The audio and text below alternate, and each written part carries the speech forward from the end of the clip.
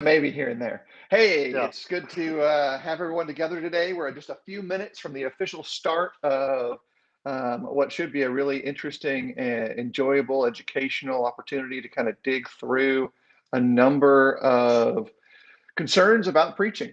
But we'll get to that in just a moment. The top of the hour is when we'll officially start. Right now, I have a real simple question. How's everyone doing? You guys good? Everything good? Great. Okay, that's very informative. Not lots of details there. We really like that. That's so exciting. Okay, I've had a cold for 2 days. I've gone through 3 boxes of tissues, and now I feel better. That's the kind of deep content we're looking Is that for. what you That's exactly wanted? what Yeah. we need. Yeah. I've never had allergies in my life, but I have a newfound sympathy for the allergy person because that's no good. Yeah. Yeah, I've read that there's a triangle kind of space from parts of the Appalachian edge of Tennessee to northern Georgia to over to Alabama, which that region just year round spikes the allergy charts. So like it's where the highest concentration of pollen that seems to be aggravating to humanity exists in the Southeast. And so maybe you caught a whiff of that when you were floating through Marshall Reed's hair the other day. Wow. Well, you know that Memphis is an allergy capital of the world because of the Delta. So you got all kinds of gross stuff down there. So I just moved from there to Bama and it didn't get any better. So, but Marshall Reed's hair is impressive, by the way. Like, if you're going to quit preaching, go all out, right? That's right. Yeah. You mean Aaron Tippin? Aaron Tippin? We called him Absalom at summer camp. That was his nickname. So I'm not sure what all is going on there, but there's something going on. The feed looks more attractive today. That's a low bar, Hal. A very low bar to join the participation. Yeah, and now it just went downhill. Downhill. Phil, how are you doing today? We've got just a few more minutes before we start officially. You doing great? Oh, I'm fantastic. Just doing great. And enjoying life. So, man, we're just super busy here. It's a good busy. So it's just been amazing, especially over the past couple of months, just how many opportunities we've had as a church to do things and to get busy and studies and things like that. And so, yeah, it's real good. I cannot complain. So the only complaint would be too much going on. So that's not a complaint, if you know what I mean. Well, I think maybe you could plan in some ways to ease the load, but we'll talk about that later. It's about time for us to begin. And so it's top of the hour. We do some official introductions and things like that. For those who have been part of the Do the Work broadcasts in the past, Kris has joined us at different times, both to join in our discussions about various textual issues as well as specific aspects to the work of preaching. I really appreciate Kris, especially when we talked about some of the aspects of how he goes about his studies, the work that he does in helping mentor young members of the congregation where he's at to grow into effective workers in the kingdom. And those are some past discussions that we've kind of looked at in the past. We have a new participant today, at least on this front end of our conversation. Phil Robertson is joining us. Phil, I talked to some of your family recently, and there's an interesting connection that came up. I used to live in Cookeville, Tennessee, which in some senses is the heart of CrossFit. It is the home of, at one point, the 6-time individual champion, I think it was, for the CrossFit Games. Fabulous family. Rich is a great guy. He used to blaze by me in the swim lanes at one of the swimming pools there. But really, he was very active in the community and got to know him quite a bit. And it was mentioned to me, which is a unique qualifier, that you serve as a CrossFit coach, and that in some way or another, and that coaching opportunity has opened the door for service and evangelism in your community. And while it's not on topic, I'd love to hear just by me a 30-second blurb that's positive about how you've leveraged that to kingdom work. Well, it's been really powerful from the standpoint that the pandemic drove this train. Everybody knew me at the gym as the preacher. In a lot of ways, being the older athlete too, I was kind of like the resident mascot in that regard. You got to see the old guy work out. But I've been coaching now for a few years, and so I've been involved in the community. And so when the pandemic hit and we had to shut down workouts, we went to Zoom.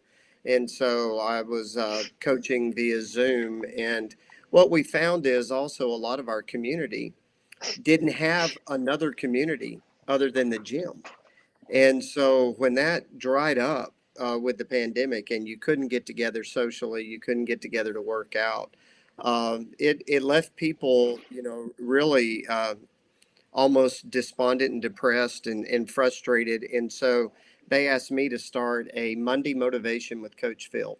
And so we would meet either via Zoom or we would meet in a big field out behind the gym where you could space out. That's the way we were doing things at that time. And so it was just motivational talk to pick up people's spirits, to give them maybe Bible verses, and I would share scriptural motivation with them. And so it just kept carrying forward.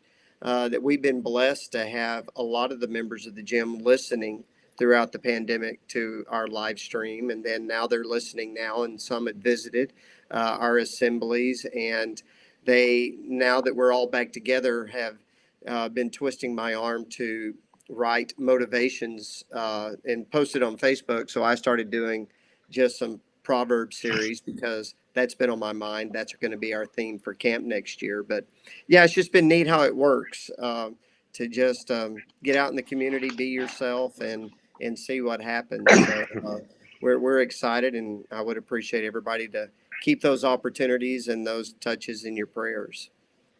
I've had the same results with my triathlon club that I coach at. So it's just.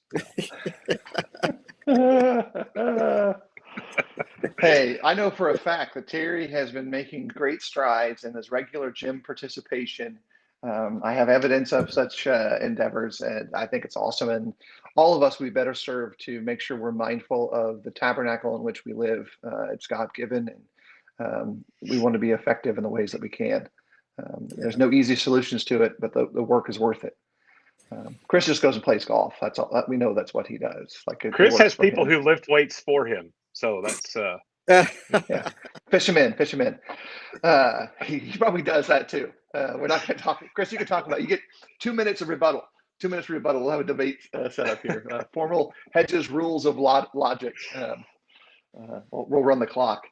Now, let's get on topic a little bit. We're going to be discussing, I think it's going to be an interesting conversation, the work of an evangelist, the work of preaching, but part of the background process. It's the nuts and bolts that typically isn't seen or perceived by the congregations in which we labor. It might be seen by shepherds. It might be seen by close associates. But it's kind of like the soup that gets made and served, but you don't get to see what goes into it. And particularly the process of determining, hey, what are we going to consider, look at, or meditate upon for the spiritual feast or benefit of the flock that I'm part of, the church that I'm part of? And how do I approach it? I've joked a little bit, and I know you probably, some of those who have been watching and listening, joke a little bit about some of this with Kris and Phil in particular. But really, it's a serious discussion, and I'll say this at the get-go. I know both of these men approach it with a serious mind. We've joked about it some, but I know that they've got some intention behind their methodology. And I lived that perspective for a long time, 15, 16 years. I approached the pulpit, in my particular case, with 2 sermons ready to preach that Sunday that were often part of a mindset of, I don't know who's going to be here today. I need to be ready to answer spiritual needs. And often I would determine what the sermon was at the moment I stood and looked to the audience. Internally, that's chaos. Externally, it sounded really great. It's like it's a great plan. And I know that's not what they're doing either. But Phil or Kris, you guys want to start? People have heard Terry and I way too much in the digital spaces. And so Phil says Kris gets to start. He pointed first. So Kris, what you got? Give us some insight. This is Kris's idea, so he needs to start, right, Phil? He drug you into this. Let's get after it. Let me start. I just have 2 or 3 things that I hope to get to share today. But one of them for me is I've been preaching since 2001. And I think early on I was super self-conscious about topics and balance and categories and Old Testament and New Testament and authority and morality. And so I really tried to plan it out more. And it took me longer to build sermons. So planning it out was really helpful from a youth standpoint. In 2012, David Osteen and I challenged each other to read the Bible through twice in a year. I don't think I'd ever read it through once in a year in 2012, if I'm being honest. But that year, I was spending a lot of time reading. And I think 60 of the sermons that year, 60 out of 100 were direct from the read, because that's what I was doing. I was reading and closing the book and getting excited. Since then, I read a chapter a day every day of my life, read the New Testament every year without fail. In the journal, I write, a chapter a day. We started the group the other day. And so for me, it just became about read the word, see what's there, be excited about what's there, and share it with people. And from there, I started drifting away from assigning topics and making sure to check those topic boxes. If you preach through the New Testament ongoingly, and you certainly reach back into the Old Testament, you grab things, Jesus is going to tell you what to preach about. The Apostle Paul is going to get you in the right categories, and then you sort of apply it to your group and what you need and balance all that. But I think the daily reading, and I would just say this to preachers, even if you're a planner and you know what you're going to preach on March 15th of next year, please be a daily Bible reader. Like, read the word every day. And if you see something and you're like, wow, that's so pertinent and I'm using it and our church needs it, preach it. And don't preach it in 2024. I don't want to exaggerate against you guys. Don't preach it next month. Like, preach it. And that's just kind of been my flow. And you might argue that the balance is off, maybe, but I feel like the New Testament as the central hub of reading just keeps you where God wants you to be, I guess. So that's been a change that happened to me about midway through my preaching, is that it became daily Bible reading driven. Yeah, at least for me, I rarely plan specific topics for the sermon, because the bulk of my preaching is exposition. It falls in the space of either textual, or which is a short half of a chapter space, quarter of a chapter space, or expositional, which is not necessarily serial per se, but often is part of a let's survey this book in the context of a sermon setting and derive the message that God is teaching us from it, and see how that should motivate us to be like Jesus and change our lives to become like the Son's life. What about you, Phil? You were a special draft pick for this conversation, in the behind the scenes draft. And so I'm curious to see in more detail where you would land and discuss. Well, I guess I'll do what Kris did and just kind of give you just a little history why I do what I do now. For many years, I had the privilege to be a tent maker, if you will. So I worked in the news business, broadcast news, and then preached on the weekends. And as much as I tried to just make myself a full-time journalist, I felt like a Jonah. God kept pulling me back in. There was always a church that needed help, so I was always preaching as well as working. And in that time of my life, I really didn't have time to plan ahead. It was just, you tried to get a lesson together. You tried to take care of the work you could as an evangelist. And Cheryl and I were blessed wherever we went. Those congregations were just blessed with growth and visitors. And so I was literally running around with my hair on fire, if you will, trying to get things done all the time. And so it was fun, whether it was the news business work or the church work. When I decided to get out of the media and just go into full-time preaching, which is what I needed to do, that idea of keeping things always new and fresh just seemed to carry over from the standpoint of news of the day. What do we really need right now? What is the emphasis right now? And that kind of mindset just continued. It doesn't mean that I don't plan series or sit down and talk with the elders. Here's some things we may need to want to put out there. But for the most part, it was the idea, okay, what do folks need this week? And what do we need to share this week? And that means, to a large degree, and unfortunately, it's the way my life is right now, so don't jump on me too quick. I don't even get to start on my sermon till Thursday or Friday. Shh, don't tell the kids that. Don't tell the kids that. Well, as much as I We would don't want them to love know. yeah, as much as I would love to start, I mean, it immediately, as soon as you get done Sunday, it's kind of like in the news business. Okay, your story's done. Now, what are you going to feed the news beast tomorrow? And so every morning you had to wake up and say, okay, what's it going to be? So I have something in my mind, but due to classes, due to personal studies, due to other things that are also important, I don't even have time to start on it till then.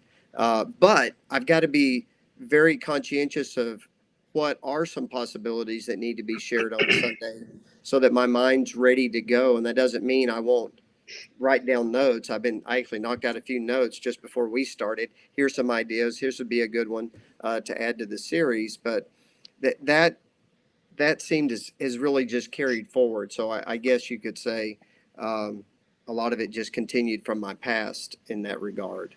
But it doesn't mean things aren't purposeful. Does that make sense? It has purpose behind it. It's just not planned out as far in advance as some may want to do. Yeah, and I think, at least for me, and I'll say this about writing your sermons on Sunday, I'm constantly working and writing the next thing. Whether it's a special lesson that I've got a special series I'll be part of Wednesday night, and so it's mostly done, but it's not done.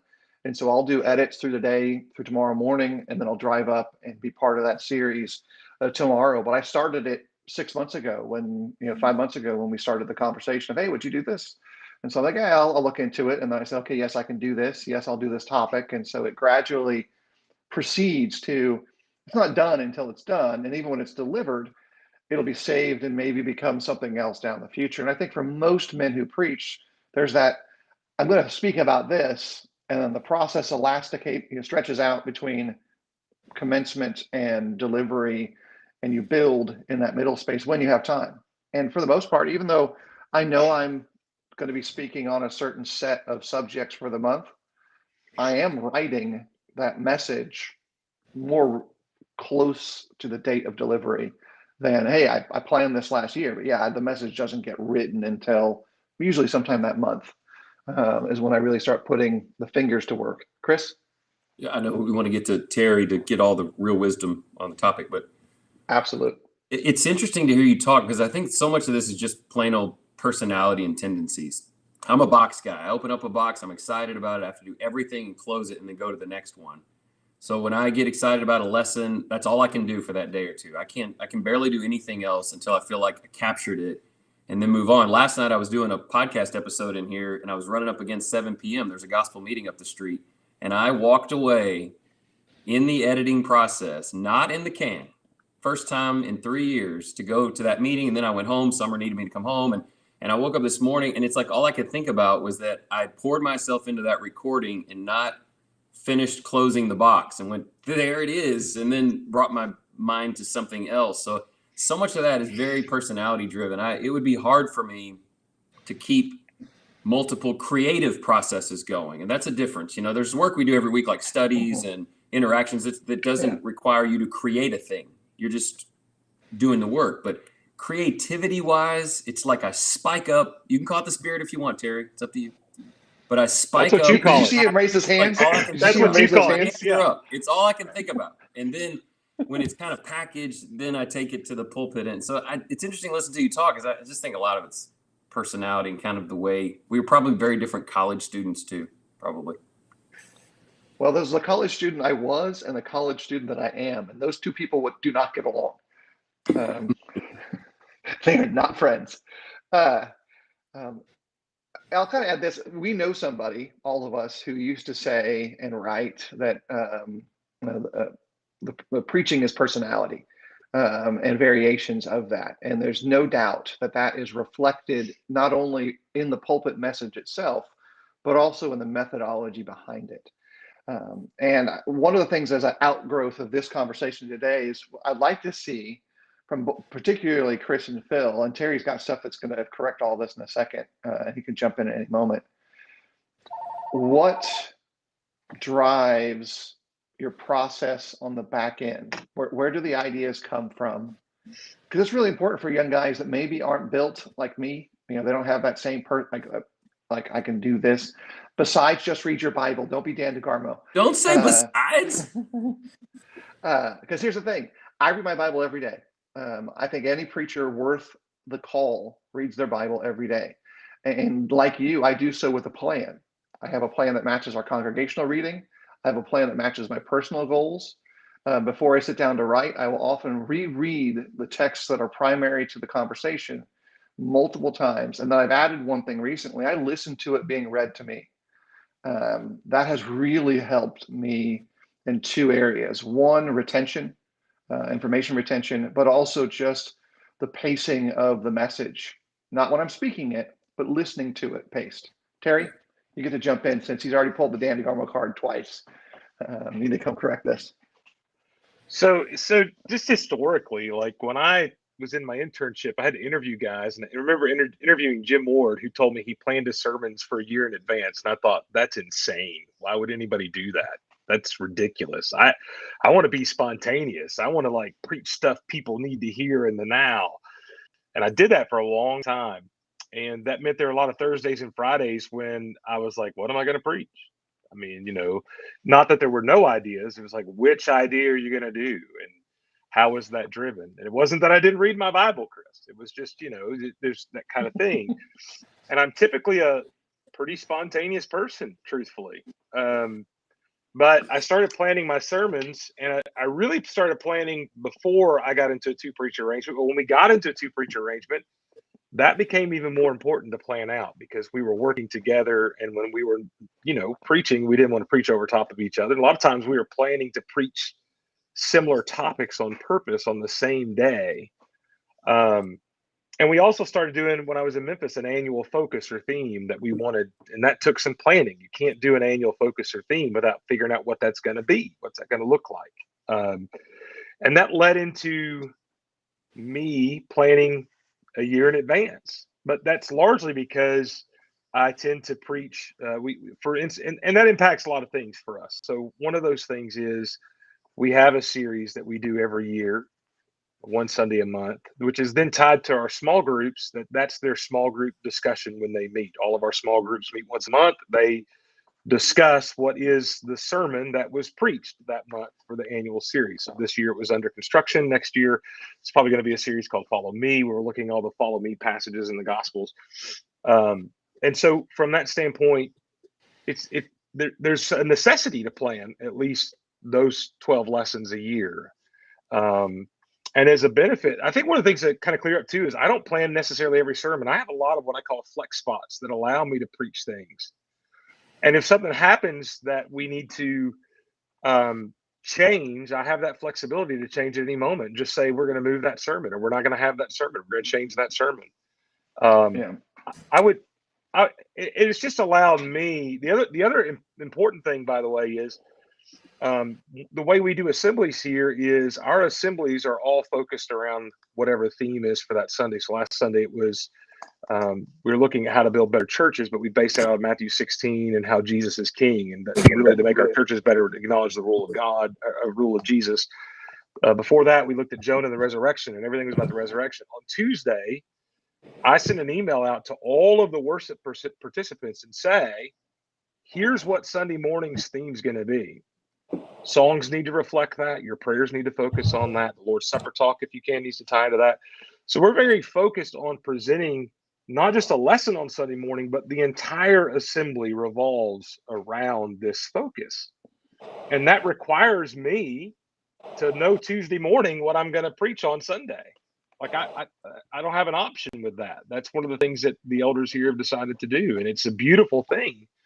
So there's got to be planning a little bit for me for those necessities, because there are other layers here for me beyond myself that require me to do that kind of planning that impact everybody here. Now, let me say this. What I found was really interesting in COVID is all the things we had planned.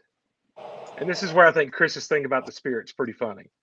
All the things that we had planned fit perfectly with what we were encountering. For instance, our theme for that year was just the theme of one, and it was just looking at unity. And during that whole process where we had all these shutdowns and all this struggle with being together, it's really interesting in that process that what we planned was exactly what we needed. And But he I think says that's that back in, Terry. well, tell me, okay, you say that, but Kris, I'll just say this. During the COVID year, when our fellowship was so challenged, to me, I can't overlook the providence that our theme was about united fellowship. And that was planned 8 months before we really went in, or 6 months before we really got into all that. And I'm just saying that I don't think having a plan means that you don't have the same things going on. Let me just say, I'm kidding. I mean, you're right. Yeah. God is at work. We had a little banter before we started here about whether the Spirit can only work the day of or before. Clearly, the Spirit is at work. I would be interested to hear about the relationship with elders by all the guys. It seems like you're connected very well to the leaders of your church and kind of in line with what you want to do. And I want to hear Phil and Philip too. I think part of it is the elders and I kind of figuring each other out. So if the elders come to me and they say, I mean, they'll say this now, they'll say, Kris, we would love for you to preach a lesson on, I'll just pick a topic, homosexuality because of A, B, or C. One or two of the elders will pipe in. Well, one of them will say, when do you think you're going to do that? And another one will pipe in and say, well, you know, he's going to do it when he feels it. And that's like, they know me. They know that I'm going to start, maybe this week, maybe next week. But when that moment, it will be soon, but it can't be the 12th p.m. For me, just for me, it's got to be when that information starts to flow at the right time. And we have gotten, I think, on the same page, which as I listen to you talk, I see is really important. If the elders want to go this way and the preacher's more like this, that probably will present some problems. Yeah, Phil, why don't you go first? Well, by the way, for Philip, for PW up there, he's one of the two elders, so he's on the same page with them. I don't know if everybody knows that, so we'll just throw that out there. It's bipolar. It's a bipolar arrangement. Well, he does leave the room every year when they discuss his annual contract. That's the deacons. The deacons do that. I don't have any part of that. I think we all have got at least how many people in the congregation? That's how many bosses you have. It's not exactly a room full of deacons or elders. Yeah, I'm one of the shepherds here also. However, when it comes to sermons and the presentation each Sunday, I'm totally autonomous. They trust me to do that. And what we generally do is, while I may not start my lesson, and not everybody knows that. Of course, I said it, so now it's out there, and so everybody in the congregation knows. Everyone's going to start messaging you on Thursday. Yeah. It's funny. I'll get text on Wednesday from the song leader. What's the sermon about today? I'm going to start picking out songs, and I reply, well, the Spirit hasn't moved me yet. Let's just see where we're going. And so, but we coordinate all our assembly around the lesson or a point of view, and so. Everybody's texting, song leaders, deacons in charge of the assembly, the guy doing the welcome, who have a welcome and an invitation to worship that we open our assemblies with. So we all make sure we're on the same page. And we also have a morning assembly meeting where everybody who's involved in the assembly in a public fashion gathers and meets before Bible class, so that we can all make sure we're on the same page. We also will say, hey, there's a visitor coming today, or this person, be on the lookout for this. And it's kind of a huddle up, prayer, and break, and go do the work, just to make sure everybody's in place and you know what's going on. We really live around the powerful imagery that you see in 1 Corinthians 14, that when the unbeliever comes in your assembly, may they praise the Lord and glorify God because they've been with you. And I don't believe that just happens by chance. I believe if we coordinate our lesson with that in mind, the songs, you don't just have everybody who wants to lead singing. You have your strongest leading singing, and you pick songs that people can sing, and you get everything focused. It can have a more powerful impact, especially on the visitor if you do that. So that's very important to us. And so while I may not know exactly what I'm doing till later in the week, everybody knows what I'm doing come Sunday, and we build accordingly. Yeah, let me add this. I know Kris has got something that's probably going to be excellent. Jeff O'Rear had asked, is it fair to say this isn't really which is the right way and more of a pros and cons based on who we are individually, I'm going to say pretty much yes, with one caveat: what's best for the local church. Yeah. What is functional and superior for the church at Lindale may not have anything to do with the spiritual context of the church at Chelsea. And while they're very similar and the broad kingdom goals are the same and individual maturation processes are the same, the needs might spike in different directions. And so some of this is going to come across also, like just like Kris was saying earlier, knowing the elders that he works around and learning the dynamic of that relationship. They learn him, he learns them, and finding that spiritual middle space that says, hey, now we can do great things together for God because God will bless us as he sees fit. That I think there's part of that too. Kris? Well, maybe I'll disagree a little bit to add some drama. I think any of the three could preach here exactly the way you're doing it, and it would go great. I don't see. That's the way I guess I might be disagreeing a little bit. I think all these different processes produce good sermons. I looked over all of your sermons a little bit, the little list of the last 3 months. We're all kind of spread out similarly. It's not like there's exceptional balance over here, and you did the kitchen sermon once a quarter like you were supposed to. You didn't. We all ended up kind of the same. I'm more, and I think it's what Jeff's getting at. It's more you, Phil. It's like, or Philip or Terry. It's like, this is the way you get there. And the congregation in some ways adapts and works with that. They figured out Phil's a Thursday guy. So Friday, Saturday, they pack it in, they get it right. Terry may be able to tell you what next week, and they can already start building. I think I don't want to act like these processes on the back end end up making very different sermons with very different impacts. I think we all end up, hitting a nice 7-iron in the middle of the green. And occasionally it gets a little closer to the flag than other times. But our warm-ups and the way we go about it are different. So I think it is very individual. And part of it is the years we've been preaching. Like, it took me a lot longer to build sermons in the first 10 years than in the second 10 years. I mean, now verses just, I'm a spider guy, by the way. All my sermons are spidery. The body is a text. It's a text, 1 verse, 2 verses, 10 verses. And then you spring off to a verse, you come back, you spring off, you come back, you spring off. But you're always kind of teaching a text. If nothing else happens, they'll know the text better. And then you make your points. Well, 10 years ago, 15, I'd had to research all week to figure out those 8 legs. And now it's like the verses pop. So part of it is assessing how long you've been preaching, how comfortable you are. Thursdays may freak you out, but they don't freak Phil out. Phil's like, hey, I'm Phil Robertson. Like, I got it, So it's very, very preacher, and that's where none of us are arguing here because we all appreciate each other's process, and we super appreciate what's showing up on Sunday. And I appreciate He's saying we're getting into the red zone.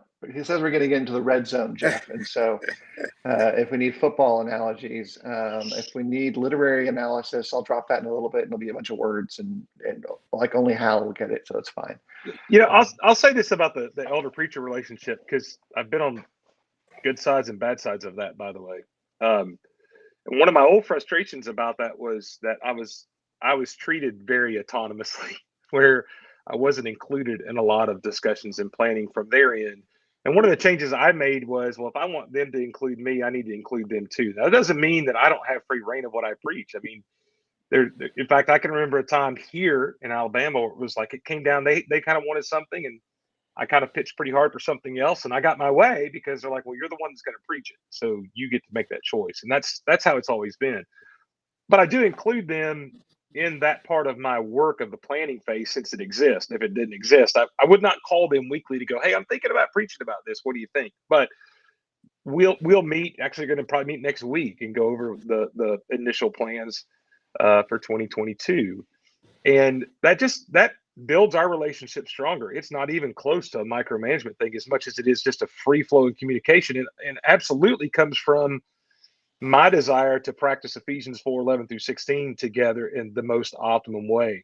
And we can't do that if we're not constantly communicating and working together.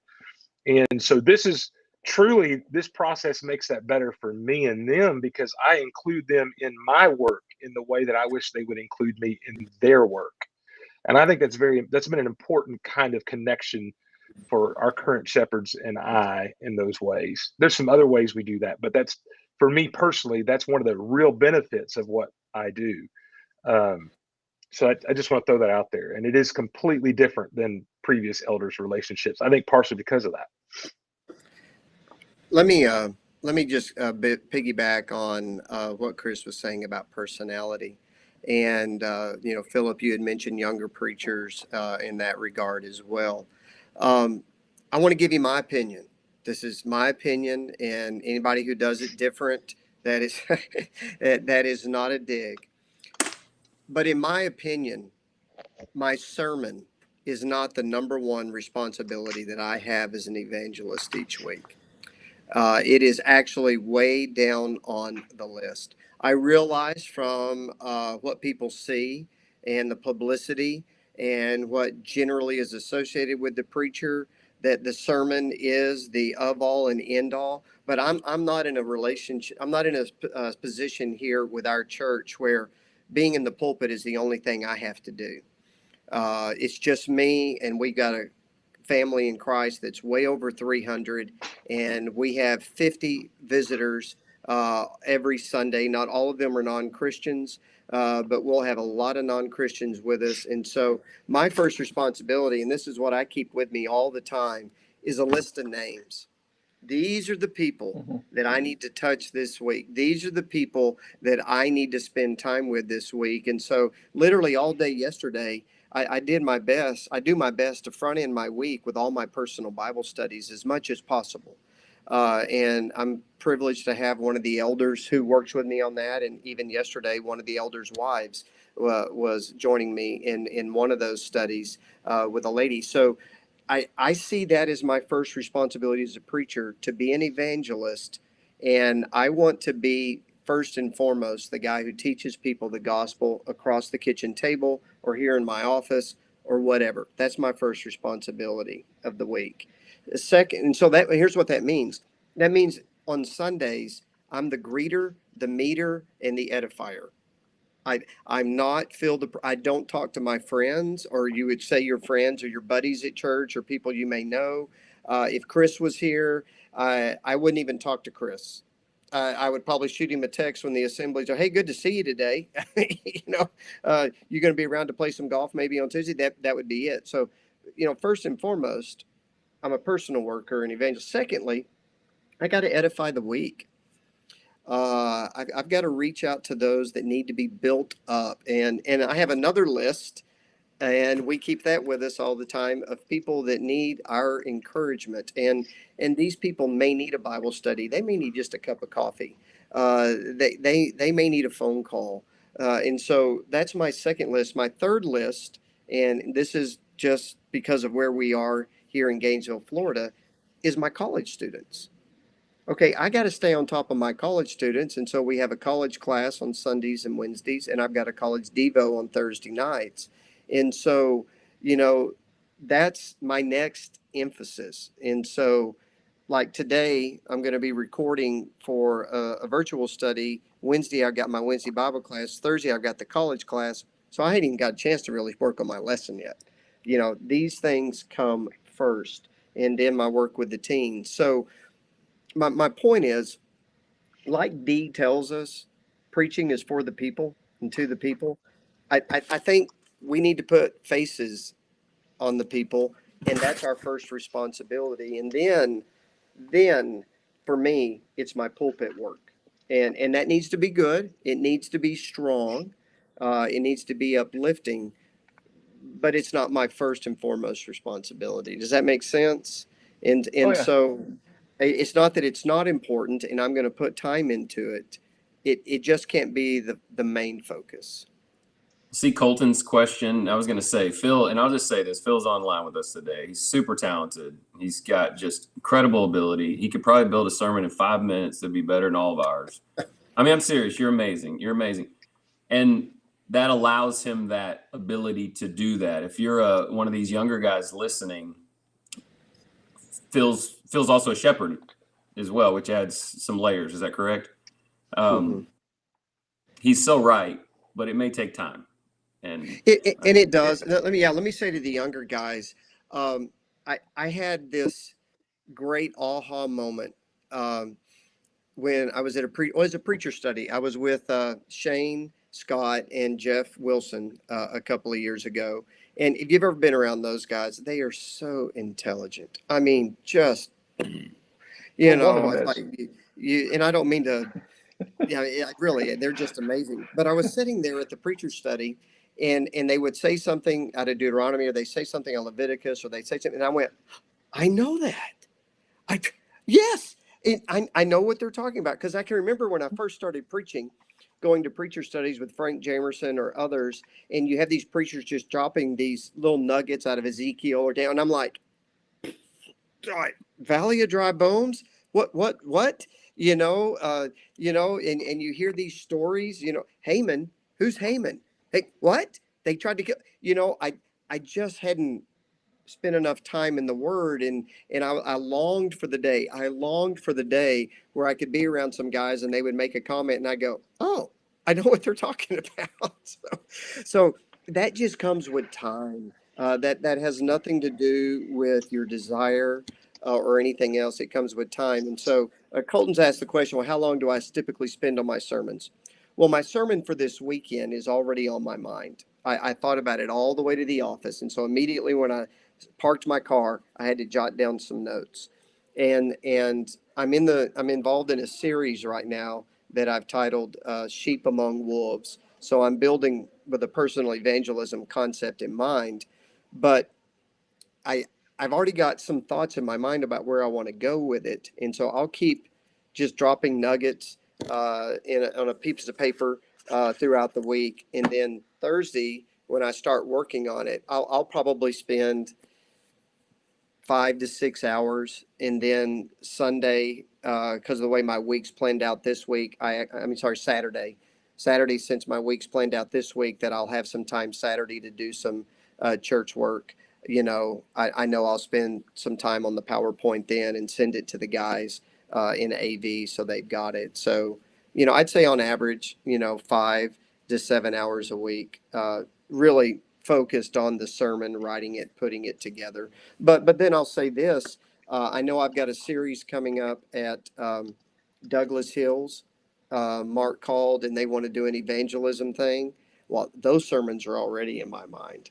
I'm already working on that series, and that's in February. So, but again, I put it all on a piece of paper, and so I'm constantly. I keep it on my desktop. Here's the Douglas Hill series. Here's some thoughts. Every time something hits me, I just go put it in there. Here's something that may be a good idea. Put it in there, and then I've got a note in my calendar. Call Mark McCrae and see if I'm headed in the right direction and giving them what they want. Does that make sense? Yeah. Let me add this. I know Kris has got something he wants to jump in with. I'm sure it's going to be pretty awesome. But my journey from like where I was to where I am, kind of it goes the corollary opposite to Kris, where I really didn't have that like structured plan of things, and then all of a sudden I realized a couple of moments took place, and now I plan ahead with much greater detail because of some crucible moments. For a long time, I was doing something that Phil kind of was hinting around. Very often, I'd let the ghost of the past kill my future, because I would evaluate myself based on some other much more mature preacher's ability and say, I can't do that and I'll never do that.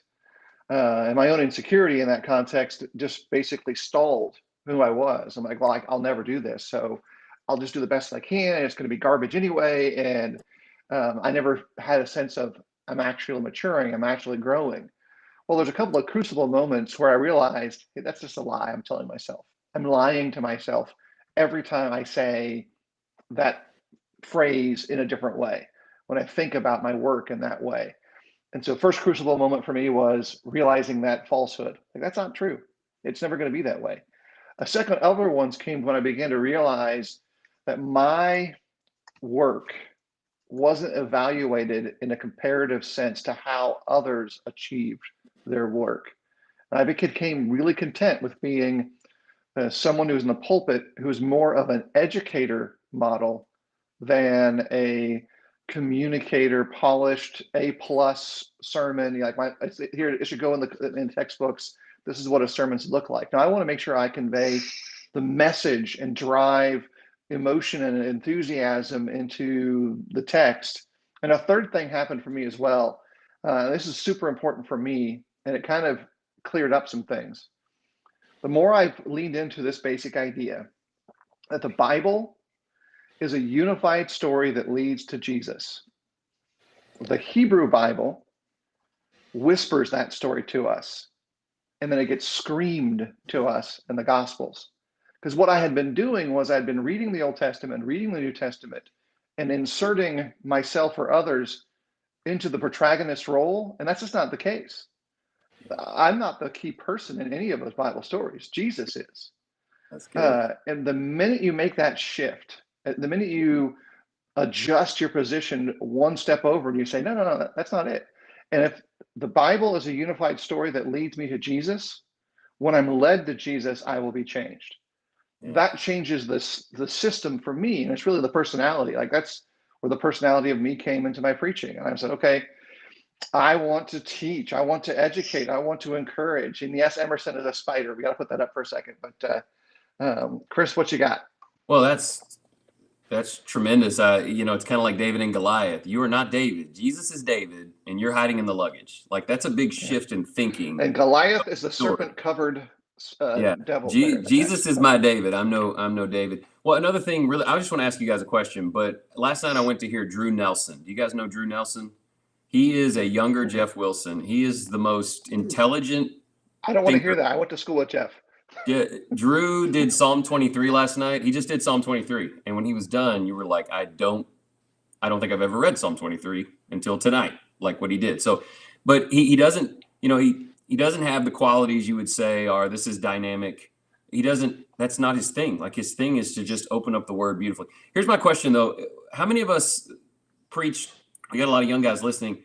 Multiple sermons a week. Like I do 2 a week. 90% of the time that I'm in town, then other guys preach and I help them out when I'm out of town. That may be a factor too. I mean, if you got 2 a week, you kind of need to get that Monday. I mean, everything Phil said needs to have, we need a whole episode on what Phil said about lists and the people. The work is the people, and we need to infuse people to help with those people. But if you've got 2 like I do, Mondays, I need to get something in a box and go, I got 1 there. That's good. And then kind of do this and then later. So I'm kind of just interested to ask you guys, because you've probably done both, I guess. I've done both, where I was responsible for 1 lesson a week and then 2. And how does that affect your process a little bit? Well, I would say if you're a younger preacher and we don't have Sunday night assembly, we're Sunday morning, and then we do a lot of small groups and things together. And so that is a help for me with my daily week. But if I was a young guy and I'm in a group that has Sunday morning and Sunday evening, and I've got to get up something for Sunday evening. What I did when I was in that situation, Sunday nights were for textual studies. That was planned. You knew you were mainly going to have the home crowd there, and I would almost do it like a Bible class. Let's just go through Ephesians. Let's then look at Colossians, put those together. That would be what I would do, and really look for ways to make it. Because you got to go to your audience, and I think that's important also. My Sunday morning crowd is completely different than my Thursday night crowd when I meet with the college students. Wednesday night's different from Sunday morning as well, and so you need to keep that in mind as you make preparation, because you're speaking to that audience. And so if I was the younger guy, yeah, that's what I would do. I would make it easier on myself. Here's a textual study. That way I know what I'm doing and would go for it. That would be my suggestion. Yeah, I'm a once a week guy. And and that actually plays more of a role, I think, because, and it goes back to the time spent on a sermon. I can tell you this, I still spend a lot of time on my sermons now, like I did when I was 20 years ago, just starting out, 22 years ago. They're just a lot better now. It's because, you talk about Phil's we used to talk about interconnectivity and showing Jesus and all that. I didn't do any of that when I was 25 and preaching, but I focus on that a lot more now than I did Terry, back then. I don't think we were taught that. But we weren't. No, we weren't. I think, and that's no criticism to those who brought us up in the faith. I think the idea of looking at Jesus being the whole story is not new, but we're actually seeing it now in greater ways. I mean, I did a lesson Sunday just looking at the year of Jubilee. Well, Jubilee actually is real. It started in Acts 2 when everybody was freed and ransomed, and everybody is no longer poor in the assembly of the saints. Everybody's provided for. I mean, that's a direct court. Jesus is in the Jubilee, and we haven't really been thinking that way to a large degree. I don't think till the last few years, and guys like Jeff and Shane and others have helped us see that. Well, here's a couple of steps there. I'll answer Chris's question here as well. First is a quick question. I usually teach up until this last year because of our adjustments to our assemblies. I taught 2 full adult Bible classes and preached a sermon on Sunday. We did all of that within the space of 3 hours. And so, for me, I prepare just as much, if not more, for a Bible class than I do for a sermon. They all require me to dive my head fully into the scriptures and pull out with the best fish I can find every time. And so all that shifted was whether it was a class or a sermon for me. But I did 2 sermons a Sunday for 20 years prior to that. So there's a big basket of, that's a lot of work, and it's okay to gradually get better at it and get more skilled and don't be overwhelmed with it and find ways to make it an easier, accessible process. I think it's interesting. We talk about some of this stuff is new to us, and it really connects to Phil's earlier comment. I think for me, at least, it's very likely that I was being shown this interconnected nature of the Bible, but I was being shown it in different areas. So I just talked about the Unified Bible. We talked about that. We would say it's 66 books, 40 authors, and we'd say that's because of inspiration. Well, we didn't make the next step. And I think part of the reason we didn't make the next step is because we're very stubborn, very bullheaded. And no, this is only about this, and this is all that I can know, and I can only read these 3 books. And if I read more than these 3 books, I'm going to have my faith destroyed, and the liberalism will get in. Ill-defined evil liberalism. You can go ahead and write that down, Kris. That Phil's okay with ill-defined. Make a note. Be published in any paper you want. Changes indictment. Go ahead. Yeah, I think a lot of that is something we just, because of our immaturity.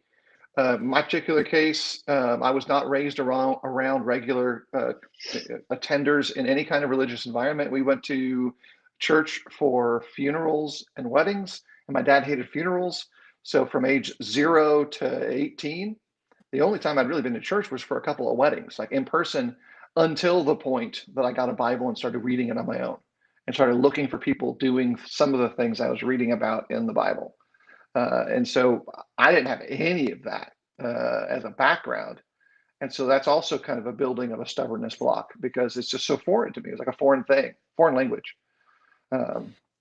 Kris, does that answer your question for each of us? I think you're just curious about, I think it makes a big difference, in what you need to do. And I've always done too, except when I was at Dowling. And I used to be New Testament AM, Old Testament PM, whatever, just got my brain in the right place. And now it's just read the word and see. I know we're about out of time. I was just going to take a minute and kind of walk you through how it works for me. Last Monday, Summer and I were driving home from Alabama, and we were just listening to the Gospel of Mark on the radio there. And I'm just listening to Mark 1 through 10, and I hear this great dichotomy between the individual spiritual followers who are awesome and the organized church leaders who are awful. And I thought, man, that's why people are saying it's more important to be spiritual than religious, because they feel like religion is tainted. And anyway, so we're just talking about it on the way home. And at that point, that's what I was preaching Sunday. I don't care what was going on. It didn't matter. That was growing in me. And I got home and spent the week. So that sermon, if there was any schedule that said that what we heard and discussed in the car would have to be put off a few weeks, I can't conceive of that kind of a move. That grew in me from Monday all the way through Sunday.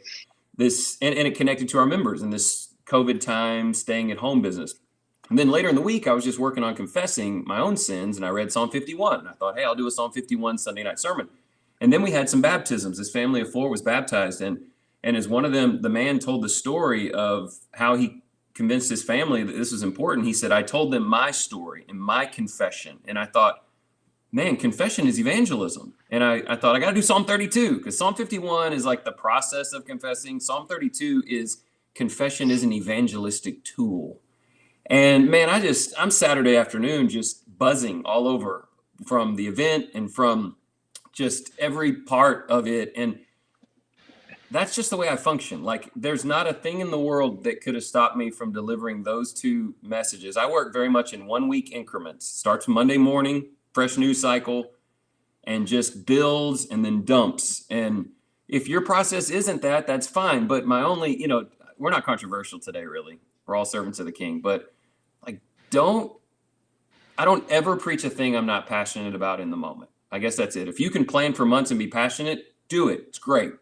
But if you're delaying something that's burning a hole in your chest to get out because of some system, I don't believe in that. And I'm not saying that structure is incorrect, because people channel that energy differently. But last week's a good example of Psalm 32 and Mark 1 through 10.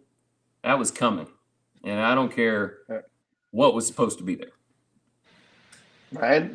Any level of planning allows for that flexibility. Terry talks about having flexible spaces. We leave anywhere from 8 to 12 sermons unassigned either to the speaker or the subject, because we'll have guest speakers come in, we'll have gospel meeting speakers. Sometimes one of the members will say, hey, man, I think I really need to deal with this subject. Maybe it's a congregational subject. Let's deal with that. Let's put that in the space. Sometimes I will have things that are percolating on the side burner. I'm like, oh, this is super cool. I'm super excited about it. How can I relay this in a good way to the church? I think that's an important component about it. And I also want to note this, and I think it's important. None of us have said the fear that everybody has with planning this way, that we're just like, well, I saw it in the news, and because everyone's talking about it, I'm going to preaching about it. Young preachers, please don't ever do that. I know it's a trap that some men can get snared by. What you're seeing is, hey, when I read the Bible, I'm moved by this message. And then I take that message and I'm going to share it into the context of the church's life. And that may come through the format of our structure. It may come back through the next sermon that gets preached. But that's entirely different than saying my sermons are planned by what I saw on Fox News last week, or CNN, or PBS, or whatever, or Rush because he was on the news. I mean, in my personal advocacy, just turn that stuff off. Like, you will get so much more done in life if you turn those things off. And then Kris is giving you what you put back in its space.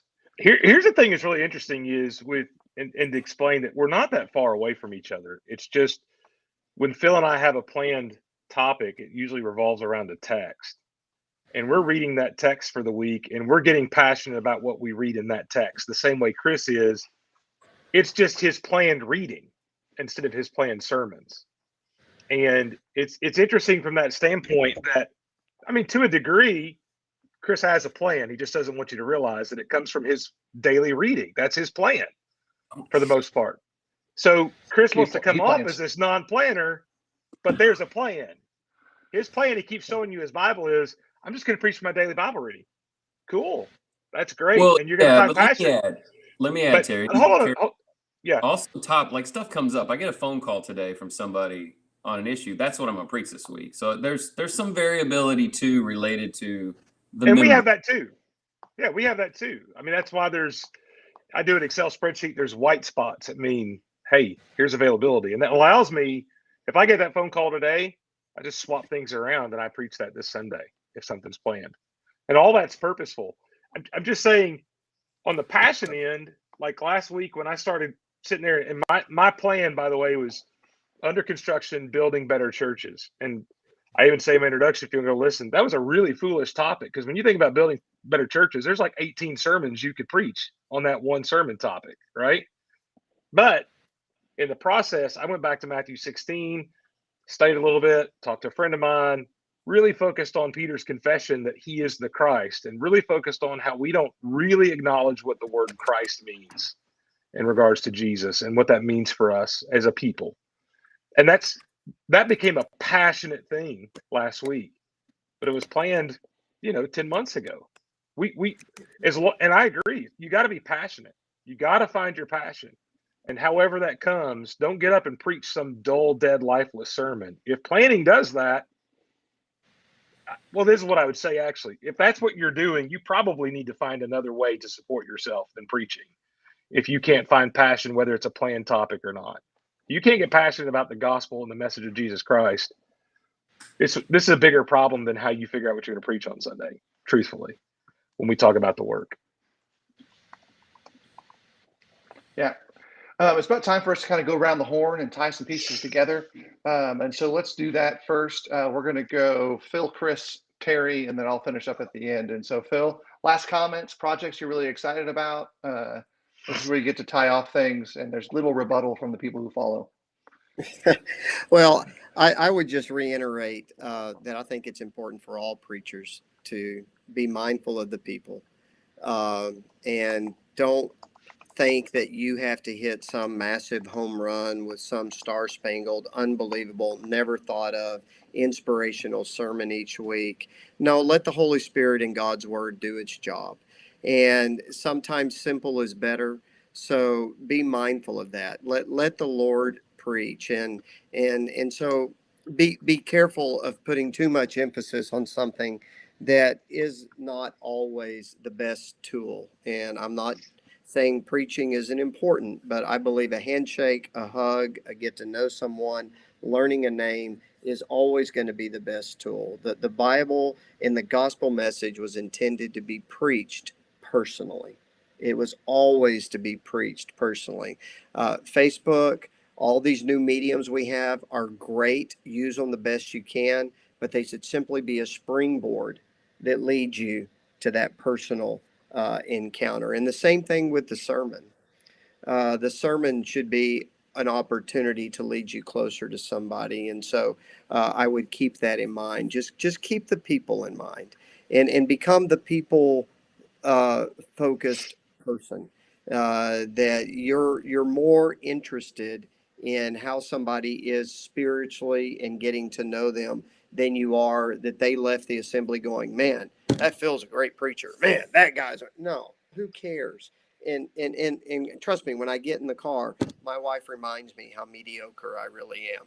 I have a wonderful wife who in 31 years of marriage has rarely said good sermon. She may every now and then say, that seemed to go okay. And I immediately go back and put an asterisk on that lesson. That one needs to go on the road. Cheryl said it seemed to go okay. Because it's not just about the sermon. It's not. So just be mindful of that. And there's other ways to share the message. You use everything in your arsenal, the Bible class, the one-on-one study, the personal note that you can write somebody during a week, just as important is what you do sometimes from the pulpit. So that's just my thoughts. So that reminds me of what Bubba Garner said. He said, when I got in the car, Melissa asked me, so how do you think you did? He knew he was in trouble. That was her code language for don't take code. Throw that away. I want to talk about that for just a moment. The needs of the people. Preach to the needs of the people. Passion is emotion. This is a very emotional thing we're doing. Every part of it is. We need more emotion in our singing. We need more emotion, and we need some help on that. So let's start with at least the preacher presenting the message is emotional about it. I would just say to remember that it's about the needs of the people. Terry and we had I think a private discussion the other day, and we're on a little bit of a different page. I think probably half of the gospel meetings that I go and do, I try to not submit titles to any of them if possible. I would say half of them, I change at least one sermon by midweek. I keep a few in my pocket. Maybe I print them out, maybe I didn't, but I'm attuning. I'm meeting with the elders, meeting with the preachers, meeting with the member, trying to get a pulse, a feel. If I've been there before, then it doesn't happen as often, clearly, because I know. I'm looking around going, okay, I'm here for 1 week. This is it. It'll be years and years before they ever see me again. I can preach this sermon that I love, that I'm passionate about, that I think is really good, or I can address what I perceive to be needful in the moment to the people. And in that way, I give way to spontaneity, but that's emotion too. That's me going, man, I think these people need this. And do I miss the mark sometimes? Yeah, probably. But I do it honestly because I'm trying to go with that. So that's kind of it for me. I mean, things we're excited about. We're excited about evangelism. We're excited at the Lindale Church about creating a culture of evangelism. And that means every member here has a gospel message booklet that they have filled out, that they're comfortable using. They create the studies. I spend more time with members, helping them learn how to execute studies than I do conducting the studies with the lost. And I'm happy about that. I'm pleased to tell you that 50% of our baptisms, 60% of our baptisms in the last 12 months, I did not conduct those studies. I encouraged the people who did and came in and did the little part that the preacher sometimes needs to do. But it was a smaller part. So that's something that we're super excited about. I applaud that. That's really, I think, a transformative aspect of the work of an evangelist. Terry? Yeah, look, just great discussion. It all comes down to personality and what fits you best as the worker and what fits your people best. And at the end of the day, we just got to trust each other to know, like, if Kris knows what's best for Lindale and Phil knows what's best down in Gainesville. And I think that's just how that goes. I love Phil's stuff about a list. You can't see it, but on my whiteboard over here is a list of people to call, to check on, to follow up with. And we have a approach to how we deal with guests, all for that very reason. We've got lists about that too. So all those things, all the things, there's a lot of good meat here, just beyond just the planning, unplanning stuff, maybe that we think of. So just appreciate the discussion and everybody coming on and being here today. Even you, Phil Martin, I appreciate you. Appreciate that, Terry. I'll add this as a closing comment. I've got one thing I want to plug at the very end that I think is important. It's a good opportunity for the week. My perspective has shifted on a number of things over the course of my work, but I think something that's really important about preaching that we don't necessarily emphasize as well enough early on is that the most important aspect of the preacher's work when he steps into the pulpit is the character of the man. That man's character is balanced on the sharp edge of the reality that you take heed to yourself and to your message. All those who preach dive deep into securing the strength of your character. Then you can build those other two pillars of a great message. Something worth saying and a worthy way to say it. If your character doesn't create a good foundation for it, it doesn't matter what you say at all. It will get dismissed mostly by the people who need it the most. And so you've got to fix that end of the train before you even try to start to fuel that engine and get going. It is really important. I can't stress it enough. I think it's something that we just assume, oh, they're a preacher. Yeah, I've been listening to the Rise and Fall of Mars Hill, but this is something that slammed into my life a long time ago and created a bunch of chaos with some other evangelists I knew that just destroyed their influence. It's the most important thing. The rest of those things can be worked out. You can become a better communicator. You can dig the word to find things worth saying. But if you destroy your character, you can't do the other things effectively. And so that's my encouragement. Like all this stuff about system and methodology, it's all about efficiency in the end. What creates the most efficient, positive outcome with the limited resource of 168 hours you have each week. As shepherds, we have a list of our entire congregation that we go through and check on a regular basis. We make phone calls. We do that. It's for the good of the flock. But it's all about efficiency as well. We divide it up and create to be efficient about it. But that's all that it is. Character really produces the commitment and the culture and the message that you want. But I want to add this. All of us probably have moments in our life where we make a decision, we think it's going to be great, and we do so under limited information. There's a family I know in Middle Tennessee who moved their family to be near other Christians. And in the process of that move, through all the decision processes that exist, they were taken in by a real estate deal that was not on the up and up. And they didn't do all the things that some of us with more experience would use a licensed realtor, do a title search, do all that stuff. I can imagine young me making some of these same mistakes. And so they got snookered in, lots of health issues, lots of economic issues. And so I'm dropping a GoFundMe link for somebody else. If you can help. If you know someone else can help them. They're close to meeting this initial goal of taking care of the first steps of fixing the problem for their family. But how great would it be that Christians could help other Christians quietly, silently recover from the folly of just a bad choice? They made some bad decisions, some unwise judgments. This is what brethren are supposed to do. So the link's in the chat. Do what you want. You'll see my name contributing. No, I can't solve their problem all on my own, but our brethren can solve amazing things. And so that's my last little advocacy before we close off. It's there. You can ask me questions. You can also ask Kevin Maxey, who preaches where this family attends and knows the family as well. Any last quick comments? I know I'm coming to seal it off. Kris is moving over there, so I never know what he's going to do. He's always on the possibility. Phil, does you have something?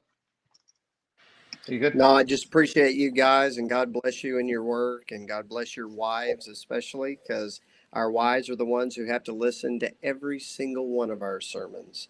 And so God bless them. Amen. Yeah. Our spouses have endured every bad sermon and every good sermon more than once. So you start doing the math. Most of them are bad. Appreciate everyone. If we can help you in your work, reach out to us as a group individually. We'll be happy to do anything we can in the kingdom and beyond to encourage you in your labors. And may God bless you and all.